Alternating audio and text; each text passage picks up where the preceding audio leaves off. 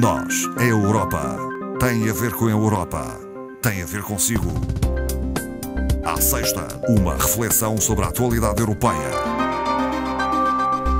Esta tarde conversamos com Ana Rita Barros, formadora do Centro de Informação Europeia Jacques Delors. Muito boa tarde. Muito boa tarde, Ana Marta. Bem-vinda, doutora Ana Rita Barros. Obrigada. Vamos começar por fazer uma referência às recomendações específicas da Comissão Europeia aos Estados-membros, isto referente à política económica. O Exatamente. que é que temos para revelar? São diretrizes no âmbito do semestre europeu do Pacto de Estabilidade e Crescimento, indicando orientações aos Estados-membros de forma a dar uma resposta adequada aos desafios económicos que se colocam à Europa e aos desafios da política comum também. Alguns Estados continuam a apresentar desequilíbrios, é isso? 13 Estados, uns desequilíbrios mais acentuados, como é o caso de Chipre, da Grécia e da Itália, e outros com alguns desequilíbrios que motivaram alguns reparos, entre os quais Portugal, mas também a França, a Suécia, a Alemanha, a Croácia, a Bulgária e até a Espanha, apesar de Espanha ter uma situação Exato. particular, não é? São recomendações. Que recomendações são apontadas a Portugal? No caso de Portugal, a recomendação refere o baixo nível de investimento público que tem ocorrido nos últimos anos, muito abaixo dos padrões europeus. As tendências demográficas adversas não são só no caso português, são comuns a toda a Europa, o envelhecimento da população, que acarreta muitas despesas e muitos desequilíbrios orçamentais em termos de saúde e de segurança social, mas no caso português refere-se ainda e uma vez mais o baixo nível de qualificações continua a ser um obstáculo ao aumento da produtividade portuguesa e com a repercussão que isso tem nos preços, mas isso já é uma constante, e principalmente a simplificação administrativa que se exige a Portugal. Já recorrentemente, onde Portugal utiliza, segundo mesmo os termos da União Europeia, muita documentação para uma situação só. Muito papel. Apesar de todas as facilidades que se tem tentado implementar e que não se consegue e que não agiliza os procedimentos, e isso depois tem implicações a vários níveis, não é? Falou há pouco de Espanha. A Comissão encerrou relativamente à Espanha o procedimento por déficit excessivo. Exatamente. É uma boa notícia para a Espanha. Para a Espanha e para nós, que temos relações bilaterais muito fortes aqui na Península. Para a União Europeia, no geral. Também.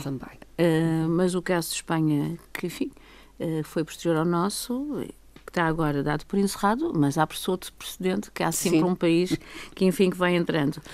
O relatório também refere a necessidade de aumentar a eficácia orçamental, exatamente equilibrando os cuidados de saúde, os cuidados de saúde continuados, porque o envelhecimento da população tem essa característica, e os sistemas de pensões em todos os países. Em todos os países? Em todos os países. Não só o nosso? Não só o nosso. Portanto, o envelhecimento da população é uma generalidade, é genérico, é transversal na Europa. Os Estados-membros.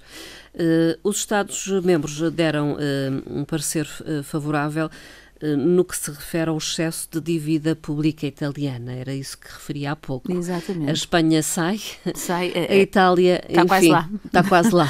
Exatamente. Portanto, os Estados deram o parecer favorável ao relatório apresentado pela Comissão, exatamente na sequência das recomendações que te falámos há pouco. E o procedimento, neste momento, é só por infração, mas antecipa o procedimento por déficit excessivo, que é o passo seguinte. O que é que se está a passar em Itália? Os cálculos que o governo italiano apresentou pelo seu Ministro das Finanças não se enquadram na política do déficit europeu. E isto já não é de agora. Já vem desde dezembro último, onde a Comissão Europeia tentou deixar ultrapassar estes dados, muito criticada pelos países nórdicos, que são mais rigorosos em matéria fiscal, financeira e orçamental, e que foram da opinião na altura que a Comissão devia de ser mais dura e menos permissiva com a Itália. O que acontece é que a Itália continua nessa política. Os movimentos que suportam o governo anunciaram há pouco, portanto, o movimento 5 estrelas propõe um aumento das pensões, o La Liga propõe a redução de impostos, ou seja, a situação, segundo a União Europeia, não só de incumprimento o ano passado vai se agravar este ano. Vai piorar a situação. Exato. Portanto,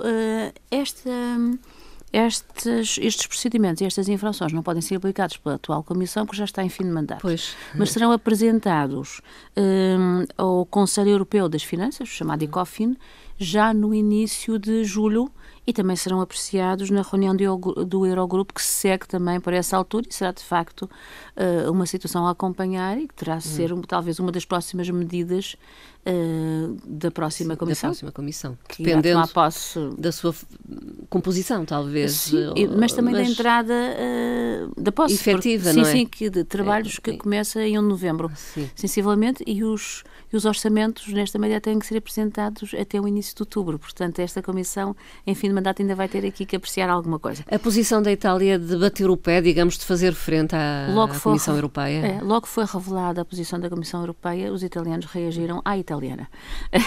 E como é que foi? Indicando que vão criar um sistema alternativo de pagamentos. Coisa que não é... não é permitido em pelas termos regras de política monetária e económica e pelas regras do BCE. E então o que é que se trata? Trata-se da criação de mini-bot. Mini-bot. Que são... O que é isto? São títulos do Tesouro. São títulos. E o mini-bot quer dizer... Boni ordinari del Tesoro. Del Tesoro. Muito bem. O que é? São chamados títulos de tesouro, podemos assim dizer, de baixo valor, entre 5 euros e 100 euros. Mas sem juros nem data de vencimento, ou seja, é um meio de pagamento propriamente dito, em que a administração pública italiana diz que os vai distribuir pelos cidadãos e pelas empresas a quem deve dinheiro. Portanto, não são adquiridos? Não, é uma forma de pagamento. Em vez de pagar de outra forma, em dinheiro, paga com estes títulos impressos. Na tipografia italiana, digamos assim, entre aspas, que não nos ouçam os italianos, claro. É quase uma moeda. É quase uma moeda paralela. E estes títulos seriam utilizados, ou podem ser utilizados, segundo o governo italiano, para pagar serviços da administração pública ou de empresas públicas de prestação de serviços, que é o caso dos comboios, da própria petrolífera estatal italiana, ou então outros serviços do Estado, até impostos pagos por tais boni. Enfim, este aspecto já provocou uma reação dos economistas de topo europeus e dos até vários no BCE, Estados-membros e até os analistas do BCE, que consideram que isto é efetivamente algo parecido com uma moeda paralela, na medida em que são títulos, mas são títulos sem remuneração, não deixam de ter aquela vocação de títulos do Tesouro. Enfim, que não abram precedente a outros Estados-membros destas ideias brilhantes dos italianos, não é? Entretanto, a Comissão Europeia, que está de saída, definiu já uma agenda estratégica para os próximos anos. Isto é comum neste período de transição? É porque há um Conselho agora no dia 20 e 21 de junho e é para apresentar. No Conselho? No Conselho. E claro que grande parte, não digamos todos, porque, por exemplo, Portugal tem eleições, mas grande parte dos chefes de Estado e de Governo que estão no Conselho continuarão em funções, mesmo quando entra a próxima Comissão. Portanto, digamos que é uma agenda, uma linha de conduta, uma agenda indicativa. Que pode ser seguida ou não, então, pela próxima Comissão Europeia. Exatamente, mas foi aprovada pelo Conselho, tem outra força. Bom. E estabelece, no fundo, premissas, mas premissas que eu penso que serão comuns a esta e à próxima Comissão, que são de âmbito das relações internacionais. Constataram aquilo que já se sabia: os Estados Unidos deixaram de ser um aliado incondicional e principalmente previsível para a Europa. Isto é importante em matéria de defesa, porque a Europa não pode contar, como tem contado até agora, apenas com o poderio norte-americano na NATO, enfim, porque eles apoiam, mas pagam, não é? Tem essa prerrogativa. E, de facto, também a preocupação relativamente ao comércio, da situação chinesa, que é também preocupante para o mercado interno europeu. Segundo a agenda, a Europa deverá reforçar a sua política externa e afirmar-se em termos comerciais, mas principalmente industriais. Ora, é muito difícil a Europa, que se desindustrializou durante os últimos anos, conseguir agora criar empresas industriais, que é muito mais difícil do que constituir uma empresa comercial ou de distribuição, não é? Mas o que se pretende é devolver a influência mundial que a Europa teve no século XX a nível de comércio e de produtos. Enfim, não é fácil. Até porque vamos concorrer com a indústria chinesa e de outros países da Ásia. Com salários nada semelhantes ao nosso. Sim. E com horas de trabalho muito maiores do que aquelas que é exigida a nível europeu, enfim. Um dos dados importantes é o que é revelado pelo indicador Fortune 100, que é uma revista de referência, de empresas com valor de $1.000 milhões, em que a Europa tinha 42 empresas classificadas em 2007 e agora só tem 28, 10 anos depois, em 2017. E isto é importante ter em conta, não é? Para o panorama do comércio internacional. E a política industrial europeia perdeu competitividade nestes últimos anos e reafirmá-la não vai ser fácil.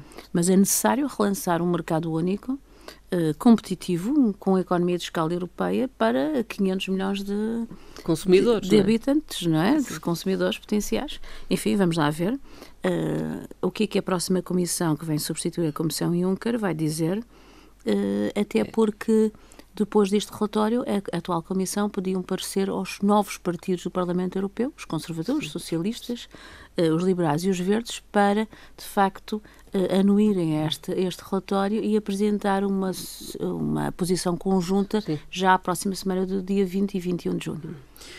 Entretanto, as empresas portuguesas podem candidatar-se a uma linha de crédito, será importante para elas, não é? É destinada a pequenas e médias empresas. Sim. Portanto, que é grande parte do tecido empresarial, não só europeu, mas principalmente português, e é um apoio a um investimento inserido num programa europeu chamado COSME. O que é que esta linha de crédito? É uma linha de crédito, portanto não é a fundo perdido, é para se pagar e tem juros, embora mais baixos. A linha de crédito pretende potenciar o crescimento e o emprego através do investimento de empresas em projetos que não seriam viabilizados pela banca em condições normais, porque são projetos de alto risco, ou de risco mais elevado. E, portanto, estas empresas não conseguiriam financiar-se na banca normal, porque a banca normal, apesar de juros baixos, tem juros mais elevados do que esta linha. O financiamento é atribuído através de instituições financeiras, neste caso foi um protocolo assinado com a Caixa Geral de Depósitos. Portanto, as empresas que queiram podem se dirigir à banca e submeter estudos de viabilidade dos seus projetos no plano Juncker ou abrigo deste protocolo agora assinado. A iniciativa Discover EU, de que já falamos aqui em outras ocasiões, recebeu muitas candidaturas. Exatamente, 95.000 para 20.000 lugares. Trata-se de um passe gratuito para viajar pela Europa durante um mês, jovens de 18 anos, nas condições que já aqui dissemos quando falámos do programa, e podem fazê-lo durante o mês entre agosto próximo e 31 de janeiro. O que é que se pretende com o Discover EU? É uma experiência de viagem acessível a jovens que podem viajar sozinhos ou em grupos e dão-lhes a possibilidade de conhecer património cultural europeu, outros jovens, outros contactos, outras culturas e descobrir, no fundo, a identidade europeia. A Comissão convida os jovens, após a experiência, a partilharem as suas vivências a nível europeu, através das redes sociais, nas comunidades, quando regressarem à sua origem, e até nas escolas que frequentam. É um sucesso, então. Entretanto, foram divulgados os rankings das universidades, isto a nível mundial. A nível mundial. E as universidades europeias estão bem colocadas. Muito bem cotadas. É um indicador, o Multi-Rating 2019, que é muito conceituado e vai na sua 6ª edição. E as universidades europeias encontram-se no top 25, 22 universidades da Europa, não só europeias, tem aqui uma universidade russa, e estão 2 dos Estados Unidos e uma asiática, portanto, grande força das universidades europeias. O que é que este rating valoriza? Valoriza a abertura internacional como forma de melhorar o desempenho universitário. E a transferência de conhecimentos, os intercâmbios internacionais, a pesquisa conjunta revelam a chave do sucesso das universidades e é um dos indicadores valorizados, bem como a ligação à indústria que as universidades têm e bem os contatos com empresas spin-off, são empresas que nasceram no meio académico e que são empresas de alta tecnologia. São dinamizadas. Quem surge em primeiro lugar é uma universidade francesa de engenharia, IMT Atlantic. A França, aliás, tem 3 universidades nos 6 primeiros lugares. A Alemanha também tem, ocupando a 6ª posição, tem 7 universidades no top 25. A Rússia surge em 5º lugar, mas também estão universidades da Lituânia e a Áustria surge em 2º lugar, muito bem cotadas. As universidades portuguesas também estão, Universidade de Lisboa, Católica e Universidade Nova, estão, mas, enfim, com indicadores um pouco mais baixos e em posições mais afastadas. Nos Estados Unidos, claro, é o MIT, Massachusetts Institute of Technology, que tem a classificação mais elevada. Fazem parte deste ranking 1.700 universidades de 96 países a nível mundial. Há uma grande concentração na Europa. Há também universidades espanholas, Barcelona tem uma, muito bem cotadas, mas se virmos o mapa, há depois uma infologia, o mapa concentra muito ali na parte europeia, o que é importante, não é? Sim. É um bom indicador, podemos dizer. Doutora Ana Rita Barros, vamos terminar com uma frase. Que frase escolheu? De um historiador britânico que lançou agora um livro e depois, ao fazer o lançamento do livro, falou exatamente da saída do Reino Unido e da nova composição do Parlamento Europeu. E nesse contexto da apresentação foi retirada uma frase que tem que ser vista nesse contexto como tal, em que diz, é Ian Cashwell, portanto historiador britânico, e diz: considero que nunca existiu um momento ou ocasião em que a Europa tenha estado tão perto de uma autêntica unidade. Ou é um otimista, ou um visionário. Sim, ou então quer, de facto, que aquilo que se passou seja aproveitado pelos Estados-membros que ainda ficam na União Europeia. De forma positiva. Exatamente. E em prol da união de todos os Estados. Doutora Ana Rita Barros, uma boa tarde, até à próxima conversa. Obrigada, boa tarde, Amado.